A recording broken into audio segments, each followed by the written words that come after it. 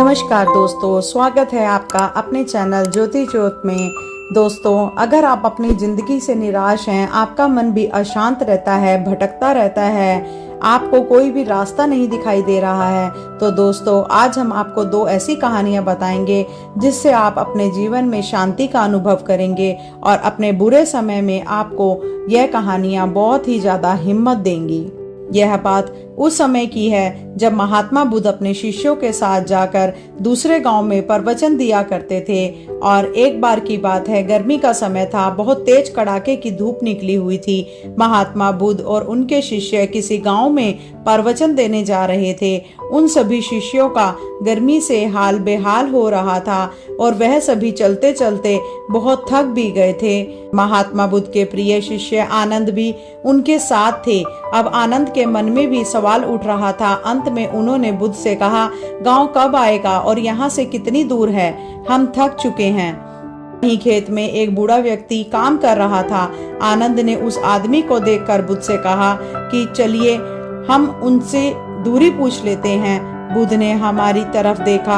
आनंद ने बूढ़े आदमी के पास जाकर पूछा कि यहाँ से आने वाला गांव अभी कितनी दूर है? बूढ़े व्यक्ति ने कहा कि यहाँ से वह गांव अब कुछ ही दूरी पर है, आप जल्दी पहुंच जाएंगे। यह कहकर वह व्यक्ति बुद्ध की तरफ देखकर मुस्कुराने लगे। बुद्ध भी उस बूढ़े व्यक्ति को देखकर मुस्कुराए। आनंद को यह समझ नहीं आया कि वह लोग मुस्कुरा क्यों रहे हैं, कारण क्या है। मैंने भी कोई ऐसी बात नहीं की जो यह लोग मुस्कुराए। आनंद के मन में यह सवाल अभी था ही कि वह लोग आगे निकल गए। आगे जाने के बाद जब फिर से गांव नहीं आया, तब आनंद के मन में फिर से यह सवाल आने लगा कि उस बुजुर्ग द्वारा बताए गए रास्ते के अनुसार भी गांव नहीं आया। फिर रास्ते में आनंद को एक और महात्मा मिल गए। आनंद ने उन महात्मा से फिर वही सवाल पूछा कि आगे आने वाला गांव और कितना दूर है। महात्मा ने कहा, ज्यादा दूर नहीं है, बस 2-4 किलोमीटर ही दूर है। यह सुनकर आनंद ने मन ही मन सोचा कि अब तो पहुंच ही जाएंगे, पास में ही है। और फिर तभी दोबारा से महात्मा बुद्ध रास्ते में मिले। महात्मा को देखकर थोड़ा सा मुस्कुराए और महात्मा भी गौतम बुद्ध देखकर थोड़ा मुस्कुराने लगे। और फिर से एक बार आनंद के दिमाग में सवाल उठने लगा कि आखिर दोनों के आपस में मुस्कुराने का कारण क्या है। परंतु वह लोग आगे बढ़ने लगे। काफी आगे आने के बाद भी गांव नहीं आया था। अब आनंद ने एक बूढ़ी माता से फिर पूछा, गांव कितनी दूर है? बूढ़ी माता ने कहा कि बस कुछ कदम दूरी शेष है, आप गांव पहुंच ही गए हो। और एक बार फिर से वह बूढ़ी औरत और बुद्ध एक दूसरे को देखकर मुस्कुराने लगे। आनंद ने फिर यह सब देखा, लेकिन वह उस समय कुछ ना कहकर आगे बढ़ गया। अब भी गांव आने में समय था। आनंद ने सब्र का बांध टूटने वाला था और वह समझ नहीं पा रहा था कि हम गांव पहुंच क्यों नहीं पा रहे हैं। वह रास्ते में रुक गया और कंधे पर रखे सामान को क्रोध में आकर फेंक देता है और अंत में महात्मा बुद्ध से कहता है कि वैसे तो आपने कहा कि बेकार के प्रश्न नहीं करने चाहिए, लेकिन फिर भी मेरे मन में काफी देर से एक सवाल परेशान कर रहा है और मुझे खाया जा रहा है। कृपा कर आप मुझे उसका उत्तर दे। बुद्ध ने कहा कि बोलिए। आनंद कहते हैं कि हम जिससे भी रास्ता पूछ रहे हैं वह हमें थोड़ी दूरी पर कहकर आगे बढ़ता जा रहा है और आप कभी उन्हें देखकर मुस्कुराते तो कभी उन्हें देखकर हंसते हैं। इस चीज को कृपया मुझे समझाइए और यह भी बताइए कि कहीं हम गलत रास्ते पे तो नहीं चल रहे, तभी गांव नहीं आ रहा और इतना समय लग रहा है। बुद्ध आनंद की बात सुनकर कहते हैं, आनंद, हम बिल्कुल सही रास्ते पर जा रहे हैं और जिस रास्ते से हम गांव जा रहे हैं वहां के लोग मुझे जानते हैं, क्योंकि मैं पहले भी इस गांव में जा चुका हूं और मुझे इस राह की दूरी भी पता है और यहाँ के लोग भी यह बात जानते हैं और इसीलिए वह लोग फिर से मुझे जाते देख पहचान कर मुस्कुरा रहे थे। और जिस तरह हम लोगों को उनके लक्ष्य प्राप्ति के लिए उपदेश देते हैं और उन्हें अपने जीवन के पथ पर सफलता हेतु निरंतर चलने को प्रेरित करते हैं, ठीक बिल्कुल उसी तरह राह में मिले हर एक व्यक्ति हमें हमारे कार्य पथ, हमारे मंजिल की ओर निरंतर बढ़ते रहने का उपदेश और राह देते गया है ताकि हम अपनी मंजिल तक पहुंच सकें। बुद्ध की यह बात सुनकर आनंद मुस्कुरा उठे और सभी एक बार फिर से गांव के लिए निकल गए और कुछ समय बाद यह लोग वहां पहुंच जाते हैं। अतः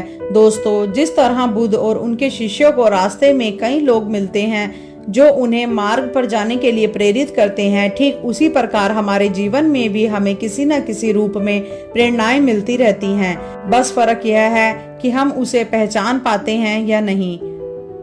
हमेशा याद रखें दोस्तों, जीवन में आगे बढ़ने के लिए अवसर हर किसी को मिलता है। यह हमारे ऊपर है कि हम उस अवसर को पहचान कर आगे बढ़ जाएं और हाथ आए मौके को हाथ से जाने नहीं दें। और साथ ही हमेशा अपनी मंजिल के प्रति धैर्य बनाकर रखें। बेशक उसे मिलने में समय लगे, कठिनाई का सामना करना पड़े, लेकिन एक न एक दिन वह मंजिल जरूर मिलेगी। और जब हम उसे प्राप्त कर लेंगे तब सभी मार्ग में मिले कठिनाई को भूल जाएंगे और उस जीत की खुशी को महसूस करेंगे। इसीलिए धैर्य और शांति बनाए रखें। यह सफलता की सबसे महत्वपूर्ण और बड़ी कुंजी है। बहुत समय पहले की बात है, महात्मा गौतम बुद्ध जब भी भिक्षाटन के लिए जाते थे तब आम लोग उन्हें भिक्षा में अनाज तो देते थे या फिर जिसका जो समर्थ होता था वह उन्हें उस हिसाब से उन्हें भिक्षा दे देते थे। और साथ ही यदि किसी के मन में कोई सवाल होता था तो वह बुद्ध को रोक उनसे पूछ लेते थे। एक बार ऐसे ही उतार चढ़ाव लगा रहता है। हम सभी अपने जीवन की उलझनों में इतना उलझे रहते हैं कि उसे करीब से समझ ही नहीं पाते, ना जीवन जी पाते, बस दौड़ते भागते रहते हैं अपने घर की जिम्मेदारियों के प्रति, अपने सपनों के प्रति। परंतु जब हम उनसे असफल हो जाते हैं तो खुद को कोसने लगते हैं। हमें यह जीवन व्यर्थ लगने लगता है। हम लोगों की बातों में आ जाते हैं। हम अपने जीवन की अहमियत नहीं समझ पाते और पूरा जीवन ऐसे ही निकल जाता है और हम अंतिम समय में अफसोस करते हैं कि काश हमने जीवन को सही से जिया होता, उसकी अहमियत समझी होती। क्या आप बता सकते हैं कि जीवन का सही क्या मूल्य है? बुद्ध ने उस व्यक्ति की बात सुनी और उसे अपने पास से एक से चमकीला पत्थर दिया और कहा कि जाओ और इस पत्थर का मूल्य पता करके आओ, लेकिन ध्यान रहे तुम्हें इसे बेचना नहीं है, बस मूल्य पता करना है। उस व्यक्ति ने बुद्ध से पत्थर लिया और बाजार की तरफ निकल गया। सबसे पहले वह एक फल वाले के पास गया। वह आम बेच रहा था।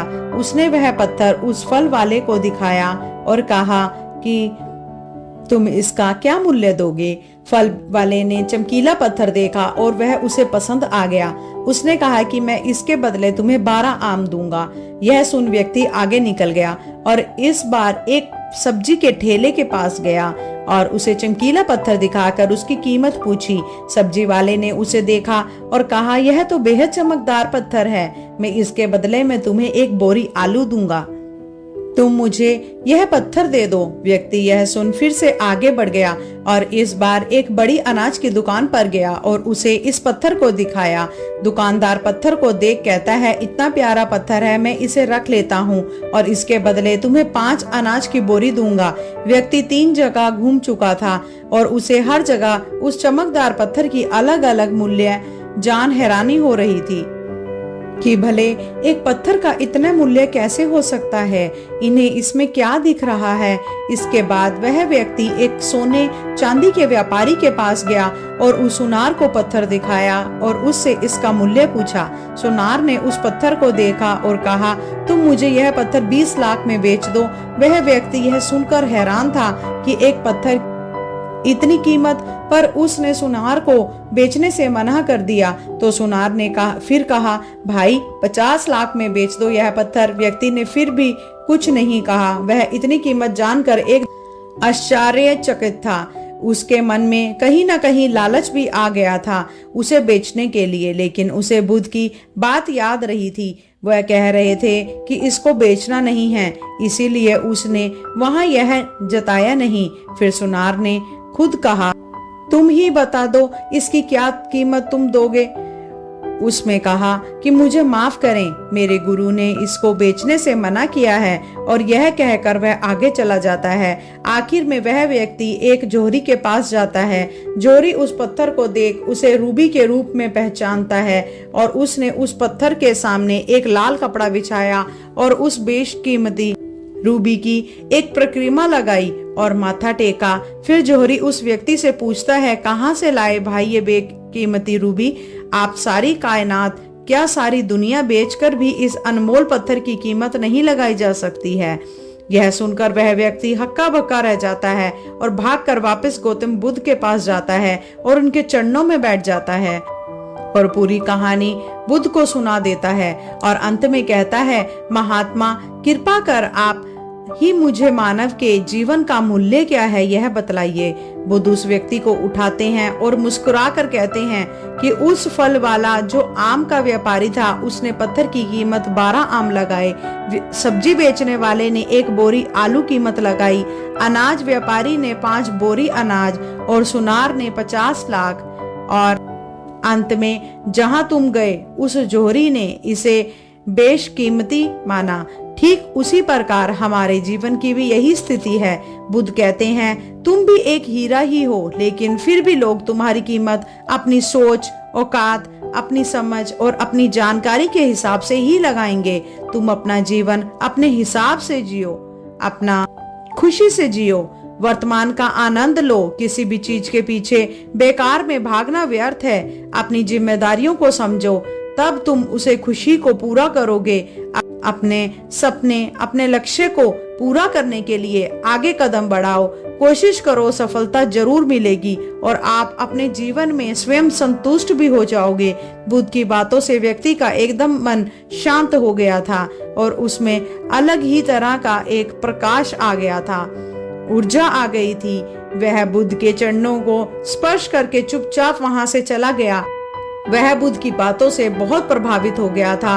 उसे आज अपने जीवन का मूल्य समझ में आ गया था। अब वह अपना मानवीय जीवन श्रेष्ठ कार्यों में लगाना चाहता था। दोस्तों, हमें भी अपने जीवन और प्रतिभा का मूल्यांकन खुद करना चाहिए और पूरे आत्मविश्वास के साथ कोई काम करना चाहिए। अपने जीवन में हर वक्त शिकायत करने की जगह जो देते हैं उसी में ही आपको निराशा आती है। आप अपने जीवन में खुशियां ढूंढिए, अपनी खुशी को देखिए, फिर देखना जीवन आपको बोझ नहीं प्यारा लगेगा और तभी आप अपने जीवन में खुश और संतुष्ट हो पाएंगे, पूरी तरह अपने जीवन का आनंद ले पाएंगे। अब यह आपको तय करना है कि आप खुद को कैसा बनाना चाहते हैं। 12 आम लायक कामयाब हो या बेशकीमती हीरा, यह निर्णय केवल आपका ही है। आप इसका निर्णय खुद ही लें। धन्यवाद।